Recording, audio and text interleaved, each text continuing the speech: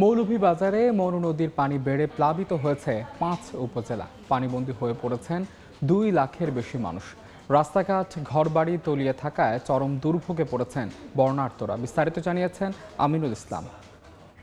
গেল কয়েকদিন ধরেই সিলেটের মৌলভীবাজার জেলা, এই মৌলভীবাজার জেলার কিন্তু বেশিরভাগ নিম্নাঞ্চল কিন্তু এই পানিতে ডুবন্ত ছিল এবং এখানকার যেসব মানুষজন রয়েছেন তারা কিন্তু অনেকটাই দুর্ভোগ পোহাতে হয়েছে। গেল ৩ দিন ধরে যে পানিটি ছিল সেটি মনু নদের পানি এবং মনু নদের পানি সচরাচর এখানকার বাসিন্দারা যেটি বলেছেন যে সেটি সচরাচর এই মৌলভীবাজার শহরে প্রবেশ করে না, কিন্তু বাঁধ ভেঙে যাওয়ার কারণে কিন্তু মনু নদীর পানি এখানকার যেসব হাওরগুলো রয়েছে সেগুলো মারিয়ে লোকালয়গুলোতে ঢুকে পড়েছে এবং এখানকার বেশিরভাগ সড়কগুলো কিন্তু এই গেল ৩ দিন ধরে ডুবন্ত ছিল। আজকে কিছুটা পানি কমেছে, যদিও আসলে বৃষ্টিপাত বন্ধ রয়েছে, কিন্তু ভারতের ভেতর থেকে আসা পানি প্রবাহ কিন্তু মানুষজনের মনে ভীতির সৃষ্টি করেছে। যদি হাওরটি কানায় কানায় পূর্ণ হয়ে ওঠে তাহলে এই পানির প্রবাহ এরকম থাকবে না, স্থানীয় যেসব বাসাবাড়ি রয়েছে সেই বাসাবাড়িতে ঢুকে পড়বে। যদিও গেল কয়েকদিন ধরে সিলেট থেকে মৌলভীবাজার গামী যেসব সড়ক রয়েছে সেই সড়কগুলো ডুবন্ত ছিল এবং মৌলভীবাজার থেকে কুলাউড়া যাওয়ার যে রাস্তাগুলো ছিল সেগুলো ডুবন্ত ছিল। আজকে কিছুটা উন্নতি হয়েছে বলা যায়।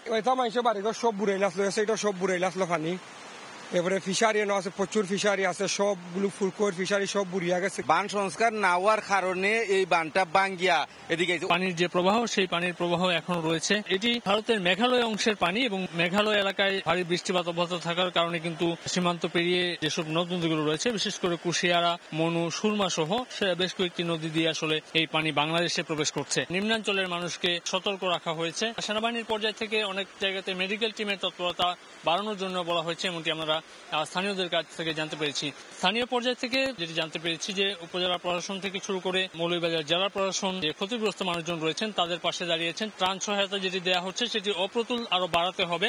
তো এই অবস্থার মধ্য দিয়ে আসলে মৌলভীবাজার জেলার মানুষজনের যে ভোগান্তির চিত্র সেটি এখনো রয়েছে, তবে তাদেরকে এই পানি থেকে মুক্তি পেতে হয়তো কিছুটা সময় লাগবে। তো এই ছিল আসলে আমার কাছ থেকে সর্বশেষ।